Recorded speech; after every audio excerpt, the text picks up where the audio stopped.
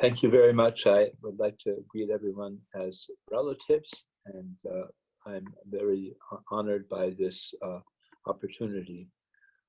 This day, this service, and this gospel invites us to enter deeply into the National Indigenous Day of Prayer. I was part of the group that selected these readings, and I've had a number of people say, why John 1, and why the particular readings you chose. And I'll speak directly in the time we have to that. John 1 is important to us because in its description of what God is doing in creation and history, it uses the idea of the Word as a part of God, structuring our existence, and also providing what we might call a pathway of hope. And what is significant about it, especially in terms of Indigenous life, is that that passage was largely ignored by the way in which Western institutions interacted with Indigenous people. And so it was forgotten that all people, all places, all times have this pathway of hope, walking through it, struggling through it, blessing it, and that we see the evidence of this pathway of hope in the way in which people care for each other, the way in which ethics and law are articulated, the way human community is shaped.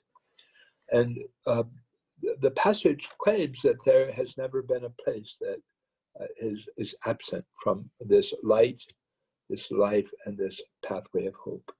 And so it was very important to identify that as something looking backwards, but also I think it's particularly important today that we identify that this pathway of hope also looks forward.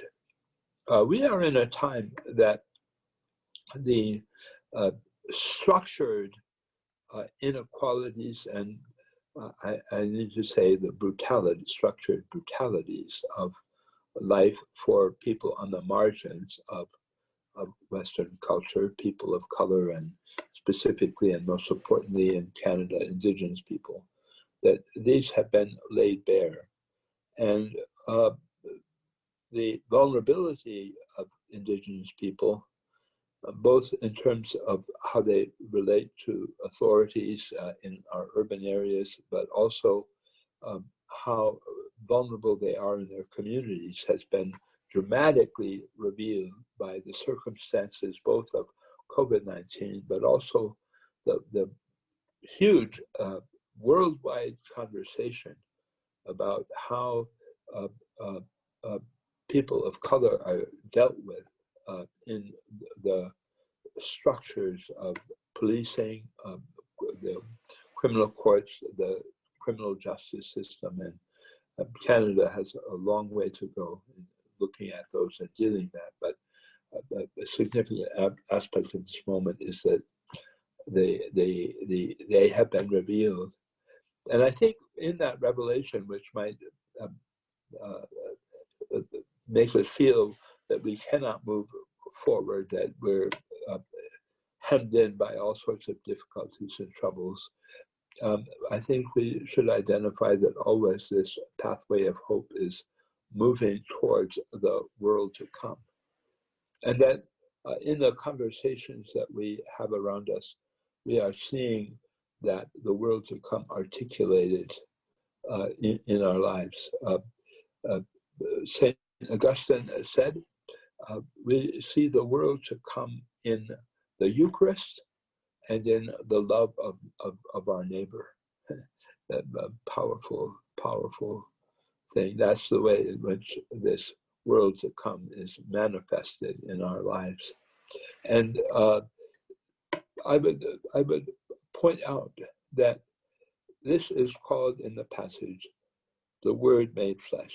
And I think what we could say is the Word becoming living and real.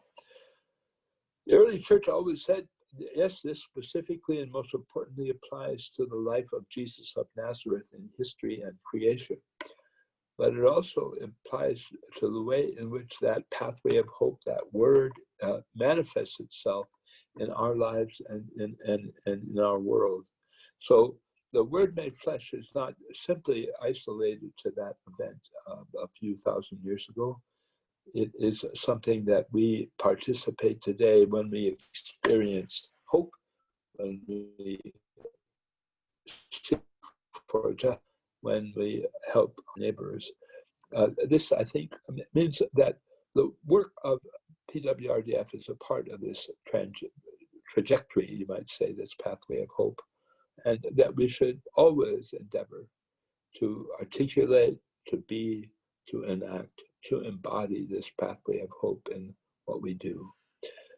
Thank you so much for listening to me, and I pray that in these days to come, as we look towards the National Indigenous Day of Prayer on Sunday, that you will inhabit this gospel and to dwell in it as we look for God's hope to become living and real among us. Thank you very much.